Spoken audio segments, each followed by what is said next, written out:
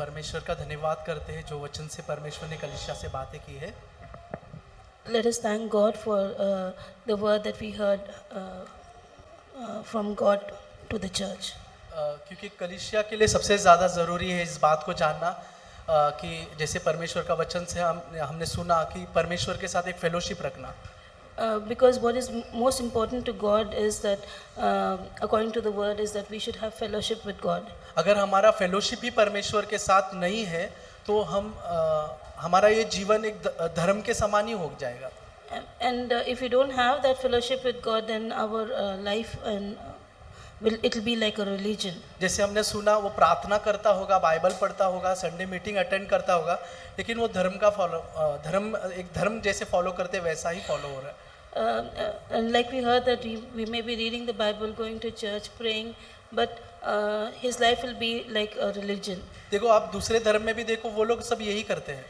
And if you see other religions, that's what people do. और जैसे हमने सुना एक चीज जो हमको अलग बनाता है वो हमारे परमेश्वर के साथ जो संगति है वो। And the thing that differentiates us from others is the fellowship that we have from God. मैं आज भी याद है जब मैथ्यू ब्रदर फर्स्ट टाइम विपुल के घर पे आए थे। And I still remember today when first time Brother Matthew came to Brother Vipul's house. मैं कंफ्यूज था कि कौन से चर्च में जाऊँ। I was confused which church should I go to. मैंने ब्रदर जैक के मैसेज सुने थे, And I had heard Brother Zach's message. लेकिन यहाँ पे कौन सा चर्च जाओ मुझे पता नहीं था। But here which church to attend I didn't know. लेकिन जब उन्होंने यही वचन को शेयर किया था फर्स्ट टाइम विपुल के घर पे, And when Brother Matthew shared the same message first time in Vipul's house, उस टाइम मैंने पहली बार ये जाना सुसमाचार कि प्रभु ज्योति है और अगर हम उसके साथ चलते तो ज्योति में चलते हैं। and first time I heard the gospel that God is light and if we walk with him we are walking in light. और जिस तरह आज उन्होंने पहले से लेके 6-7 वचन तक बताया उसी रीति से उस दिन भी बताया था। And like how today shared 6 or 7 verses, in the same way he shared that day. और वो इतना छू गया मुझे, मैं घर पे जाके भी वो सोचने लगा कि ये मैसेज मैंने इतने सालों में कभी नहीं सुना।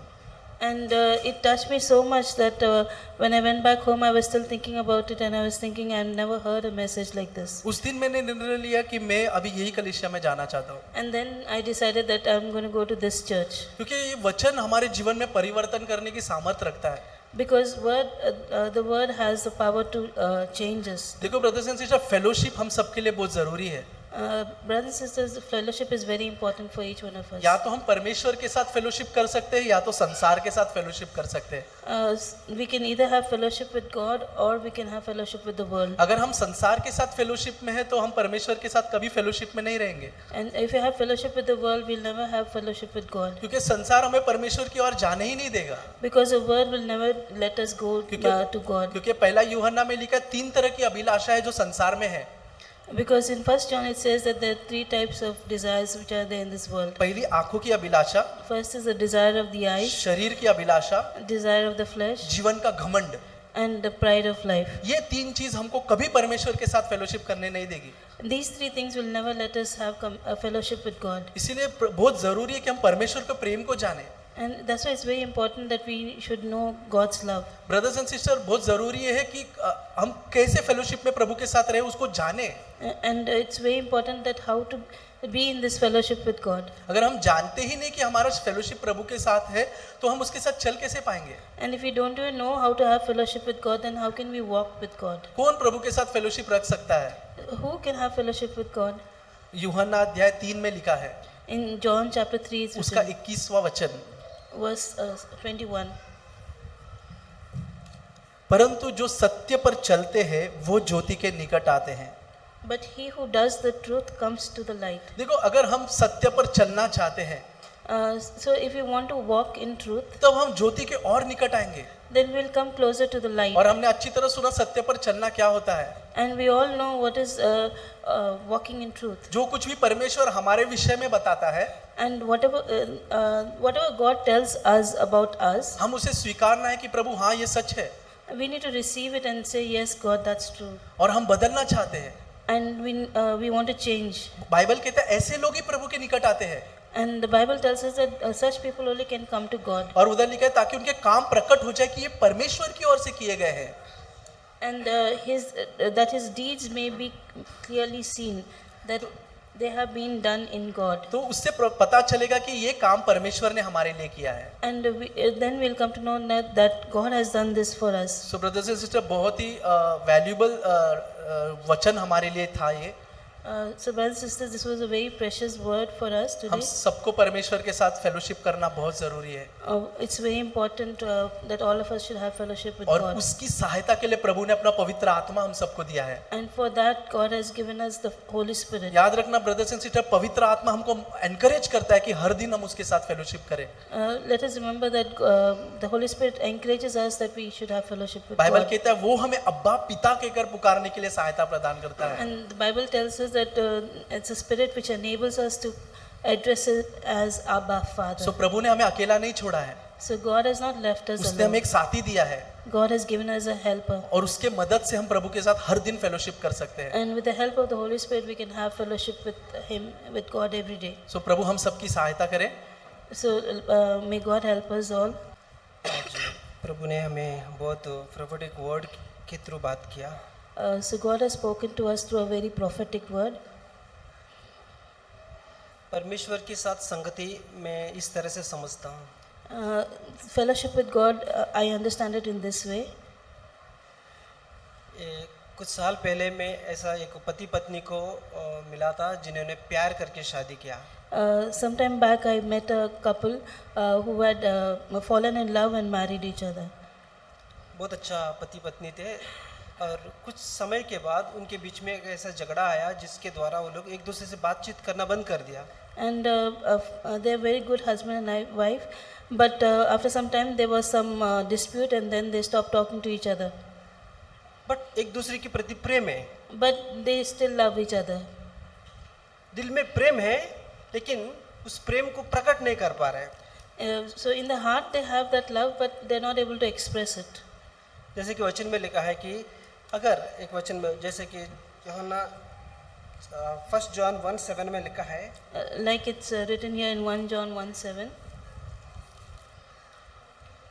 But if we walk in the light, as He is in the light, we have fellowship with one another. 6, यदि हम कहें कि उसके साथ हमारा सहभागिता है और फिर अंधकार में चले तुम झूठे हो और हम सत्य पर नहीं चलते हैं. If we say that we have fellowship with Him and walk in darkness, we lie and do not practice the truth. हमारे अंदर प्रेम है लेकिन उस प्रेम को प्रकट नहीं कर पा रहे. We have love in us, but we are not able to express that love. तो इस हस्बैंड वाइफ के बीच में जो झगड़ा हुआ था, कुछ समय के बाद पत्नी ने निर्णय किया कि मेरा पति को मैं अपना प्रेम प्रकट करूं. This husband and wife which were having a dispute, so after some time the wife felt that I should express my love to my husband. तो उन्होंने एक दही लेकर एक अच्छा से छाछ बनाया. She took curds and made a very nice glass of buttermilk. गर्मी के समय था. And it was summer time. उन्होंने बोला कि मेरा पति को मैं इस तरह से प्रेम दिखाऊंगा कि अच्छा से छाछ बनाकर उसको पिलाऊंगा.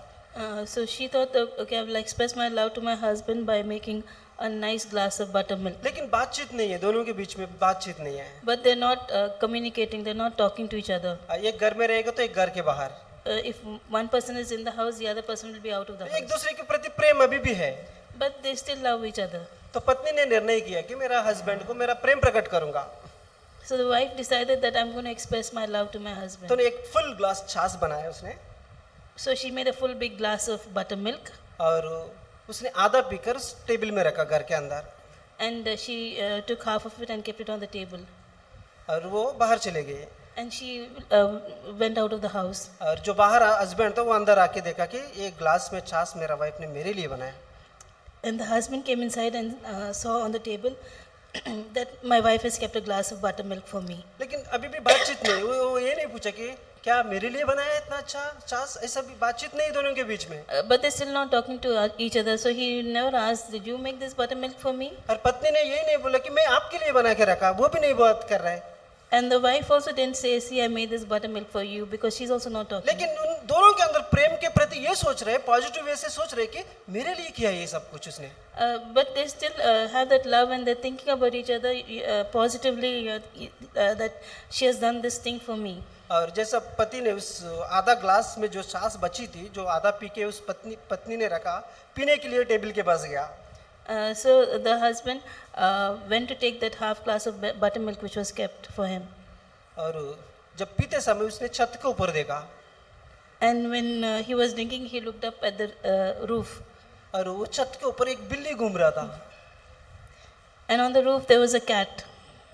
और ये हस्बैंड उस बिल्ली की तरफ देख रहा था, बिल्ली उस छाछ के ग्लास की तरफ देख रहा था। And the husband was looking at the cat and the cat was looking at the buttermilk. Husband ने सोचा कि ये मेरा पत्नी ने आधा पी के नहीं रखा, ये बिल्ली ने आधा पी के चली गई। So the husband thought that maybe my wife didn't keep the half glass, maybe the cat drank the other half. तो उसने बिना बोले उस आधा जो प्यार से बनाए उस ग्लास को बाहर लेकर फेंक दिया पूरा। And so because he didn't speak to his wife, he took that half glass which was kept for him and he threw it out. क्या कमी है उनके बीच में? What was lacking in Prem between है, them? There was love, लेकिन fellowship नहीं है। but there was no fellowship. हमारे घर का कई चीजें नुकसान हो सकता है। And many things in our house can get destroyed. जैसे इसका वचन में लिखा है कि हम परमेश्वर के साथ सहभागिता है, लेकिन हम अंधकार में चलते हैं, तो हमारे अंदर क्या नहीं रहेगा? सत्य नहीं रहेगा।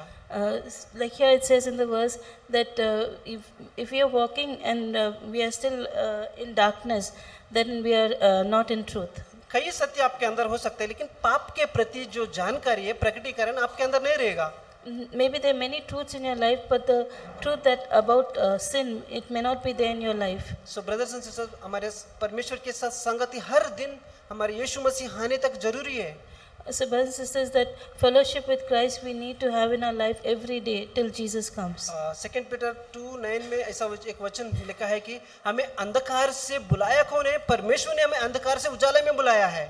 In 2 Peter chapter 2, it says that who is it who called us from darkness? It is God who called us out of darkness. ये मैं नहीं हूँ, मैं प्रभु को जानकर प्रभु विश्वास में आ गया हूँ, नहीं, मैं अंधकार में था, प्रभु ने उस घोर अंधकार से छुड़ाकर मुझे उजाले में लाया। It's not me who has come and walking in the light. It's God who brought me out of darkness and brought me to His light. वो व्यक्ति मैं नहीं हूँ जो विश्वास किया हूँ, जो विश्वास की कर्ता मेरे अंदर विश्वास डाला है। I'm not the one who is faithful, but the God who is faithful, He has done this work in me. जब तक एडम को उस मिट्टी की पुतला के अंदर जीवन की सांस नहीं फूका, वो एडम उस मिट्टी की पुतले की तरह रहेगा। Until in Adam, God didn't breathe into him, he would have just remained a clay, a model of clay. आज भी परमेश्वर मेरे अंदर जीवन का सांस नहीं फूकेगा, उसकी पवित्र आत्मा के द्वारा मैं उस एडम की तरह ही रहूंगा जो ईडन गार्डन बगीचा में बनाया गया था। So even today, if God doesn't breathe His life into us, we will remain like that piece of clay, like Adam in the Garden of Eden. सो पवित्र आत्मा में मदद करे हर दिन हर घड़ी, या हम ना सिर्फ परमेश्वर के साथ, हमारी आसपास की कलीसिया में या परिवारों में लोगों के साथ संगति रखना जरूरी है। So may God help us not only to have fellowship with us, with each other in with the people in church, but even to the people who are staying around us. जब हम संगति रखते हैं, परमेश्वर का एक वायदा है, वहाँ पर आगे लिखा है, यीशु मसीह की लहू आपको क्या करती है? सारी पापों से शुद्ध कर देती है। So there is a promise regarding fellowship. When we have fellowship with God, it says that the blood of Jesus Christ will cleanse us from all our unrighteousness. प्रभु आपको आशीष दे। May God bless it. या परमेश्वर का धन्यवाद हो Let's give thanks to God कि हमने एक प्रोत्साहन भरा वचन सुना, that we heard an encouraging word. और हमने सुना कि परमेश्वर के साथ हमको संगति रखना चाहिए, And we heard that we need to have fellowship with God. और मसीह के साथ चलते समय हमें बहुत सारा डिस्ट्रैक्शन हमें मिलता है हमारे लाइफ के अंदर। And when we are walking with Christ, there will be many distractions in our life. लेकिन ये हमारा एटीट्यूड होना चाहिए कि हम वापिस पश्चाताप कर यीशु मसीह के पास नज़दीक आना चाहिए। But we need to have this attitude that where we repent and come back to Christ. Bible हमको सिखाते हैं पहले 2 कोरिन्थियन 6 में, And the Bible teaches us in 2 Corinthians chapter 6, 14 उसमें, verse 14. आप विश्वासी के साथ असमान जुए में ना जीतो, क्योंकि धार्मिकता और अधर्म के क्या मेल जोल, क्या ज्योति अंधकार के संगति करती है? क्वेश्चन मार्क दिए है। Do not be unequally yoked together with unbelievers. For what fellowship has righteousness with lawlessness? और And या what communion has light with darkness? और 15 में एक छोटा सा विपरीत है, विश्वासी के साथ अविश्वासी के से क्या नाता? And verse 15 it tells about what does a unbeliever have to do with a believer. जब हम परमेश्वर के साथ चलते हैं तो परमेश्वर आपको बहुत सारा चीज करने से रोकेगा। And when we walk with Christ, God will prevent us and stop us from doing so many things. यहाँ पर लिखा है कि ऐसा चीज़ हमको अच्छा लग सकता है कि जैसे कि हमारा कॉलेज फ्रेंड है या ऑफिस का ऐसा फ्रेंड है जो विश्वास में नहीं है, वो बिलीवर नहीं है, उसको परमेश्वर का भय बिल्कुल नहीं है, लेकिन वो जो कर रहा है हमको भी अच्छा लग सकता है, अरे यार मैं भी करूँगा ये चीज़। Maybe we may have friends in our office, in our workplace, and we may be their friend, and when they do certain things and we think, oh, it may look nice to us, and we may also feel like doing that. ऐसे दोस्त हैं हमारे जो movie देखने बहुत पसंद करते हैं। Maybe we have friends who really like watching movies. अगर आप परमेश्वर के साथ संगति करोगे कि परमेश्वर आपको अनुमति देगा, आप चेक कर सकते हो कि परमेश्वर क्या मैं मूवी देखूं। And if we are having fellowship with Christ, we need to, God may not allow us to see certain movies. ये लोग सब इधर टट्टे उड़ा रहे और मजाक मस्ती कर रहे हैं किसी लड़की का या किसी बॉय का, या तो उसके साथ संगति में करूं। And all these people are mocking or making fun of this girl or a boy. Should we have fellowship with them? आपको परमेश्वर मना करेगा, And God will not allow you. आपको अंदर से परमेश्वर बोलेगा कि नहीं ये लोग इसके साथ संगति मत करो, दूर हो जाओ। And God from inside will tell us, no, we shouldn't have fellowship with these people. Stay away क्योंकि हम from them. ज्योति के बच्चे हैं, Because we are children of the light. ज्योति और अंधकार दोनों मिक्स नहीं हो सकता, And darkness and light cannot come together. और हमको उसकी आवाज सुनना है And we need to hear और His वो obey voice. करना है। And we have to do what He और आपको says. पता है परमेश्वर के साथ संगति करने में उसके अंदर भरपूरी आनंद है। ये लिखा है साम्स चैप्टर 16 में हम देखते हैं।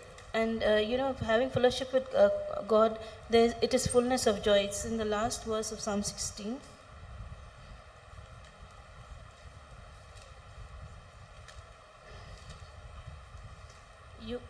In your presence is fullness of joy. At your right hand are pleasures forevermore. उसके उपस्थिति में भरपूरी आनंद है। In His presence there is fullness of joy. क्या हम उसके उपस्थिति में जाना पसंद करेंगे? Would we also like to be in His fellowship, in His presence? और आगे लिखा है कि उसके अंदर प्लेजर है, मतलब जो हमको आनंद चाहिए वो आनंद मिलने के बाद हमको दूसरा चीज हमको ऐसा लगे कि हमको चीज नहीं चाहिए, सिर्फ परमेश्वर ही चाहिए। And it also says that there's pleasures forevermore. The pleasure that we get in fellowship with God, it is so good that when we see the things around us, it seems bland. मुझे ऐसा जीवन जीना है I want to live such a कि life परमेश्वर के साथ हमेशा मैं संगति में रहूं और उसके अंदर आनंद रहूं। with God and in fellowship with God and in joy with God. मैं परमेश्वर का धन्यवाद देती हूँ आज के वचन के लिए। I want to thank God for today's word. मैं हमेशा परमेश्वर से यही कहती हूँ कि लॉर्ड, मैं जो चीज़ सीखी हूँ और जो मैंने महसूस किया है और जो आपने मुझे सिखाया वही चीज़ मैं बांटूँ आके। And I always tell God, what I've experienced, what you've taught me, for that I'm grateful. कल ही की बात है, मुझे पता नहीं कि आज का टॉपिक कुछ ये होगा कि परमेश्वर के साथ संगति वाला।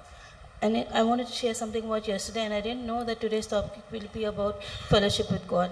मैं जब चपाती बना रही थी तब खुशी ने मुझसे आटा लिया था थोड़ा सा खेलने के लिए। And when I was making roti, then Khushi took some atta for me to play with. और वो उसके साथ इतना खेलने लगी कि वो आटा बहुत ज़्यादा टफ हो गया, बहुत कड़क हो गया था। And she played with it so much that atta had become very hard. और उसके बाद डॉली ने भी आटा लिया। And after that, Dolly also took some dough. और डॉली का आटा बहुत सॉफ्ट था। And Dolly's dough was very soft. और वो कुछ भी अपना चपाती या जो भी वो बना पा रही थी उसको अच्छे से बनाने में वो इजी पड़ रहा था। And whatever she wanted to make, roti or something, it was easy for her. और खुशी का आटा इतना टफ हो गया था कि वो बेलन से बेल रही थी, वो बेला ही नहीं जा रहा था उससे। And Khushi's atta dough was so hard that when she was trying to make roti, it was not getting made.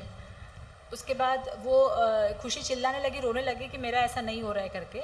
And Khushi started shouting and crying that I'm not able to do that.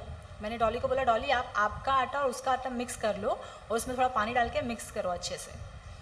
And I told Dolly that you take Khushi's atta and your atta, mix it and add some water to it. मैंने थोड़ा सा हल्का सा पानी डाला और वो आटा सॉफ्ट हो गया।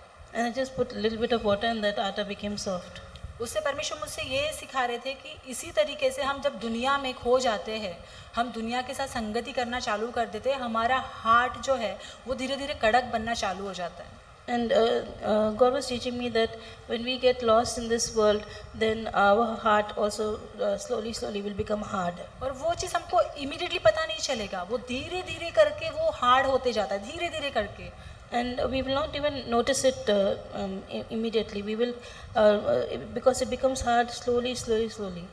और उसके बाद क्या होगा कि हम कोई भी शेप नहीं दे पाएंगे, नहीं चर्च में हम उस चीज़ का किसी को फेलोशिप कर, चर्च में किसी को एनकरेज नहीं कर पाएंगे, हम कोई चीज़ में हम शेप नहीं हो पाएंगे, शेपलेस हो जाएंगे। And then we will not be able to encourage anyone in church. We will not be able to we will not be able to be made into any shape. We will not be able to encourage or we will not be able to fellowship with anyone in church. But जैसे हमको लगता है कि सच में हमारा heart जो है वो हार्ड हो चुका है, And when we realize that really our heart has hardened, जब हम परमेश्वर पिता के साथ जुड़ते हैं, जब हम यीशु मसीह के पास जाते हैं कि लॉर्ड मेरा हार्ट जो है वो हार्ड हो चुका है, and when we come to Christ saying that Lord, my heart has become hard, पवित्र आत्मा छोटे से पानी से स्प्रिंकल करेगा पवित्र आत्मा के द्वारा, and then the Holy Spirit with a light sprinkle of water, और हमारा हार्ट धीरे धीरे सॉफ्ट होते जाएगा, हम उसके साथ फेलोशिप करना शुरू करेंगे। and then slowly our heart will become soft and we will have fellowship with Him. मैं वही सोचती थी कि लॉर्ड मेरे हार्ट को हमेशा ऐसा सॉफ्ट रखिए ताकि मैं आपके साथ वो फेलोशिप कर सकूँ। And I was praying that God always keep my heart soft so that I can keep fellowshipping with you. Even और एक एग्जांपल देना चाहती हूँ कि समटाइम्स हम आटे को बाहर रख देते हैं, आटा बहुत ख़राब हो जाता है, सडन उसमें स्मेल आना लग जाता है। And sometimes when we keep the dough outside, the dough starts rotting and it becomes smelly. वो कोई काम का नहीं होता है, And that it will be of no use. Smell आएगी उसमें से। It will be stinking. But वही आटा अगर हम होल डे इवन नाइट हम अंदर फ्रिज में रखे रहेंगे तो वो फ्रेश रहेगा, अच्छा रहेगा, हम नेक्स्ट डे उससे चपाती बना सकते हैं। But if that same atta we keep it in the fridge, that will be it'll stay nice and fresh. Same चीज़ जब हम परमेश्वर के साथ बने रहेंगे तो हम औरों को एनकरेजमेंट बन पाएंगे। And in the same way, when we remain in Christ, we will be an encouragement to others.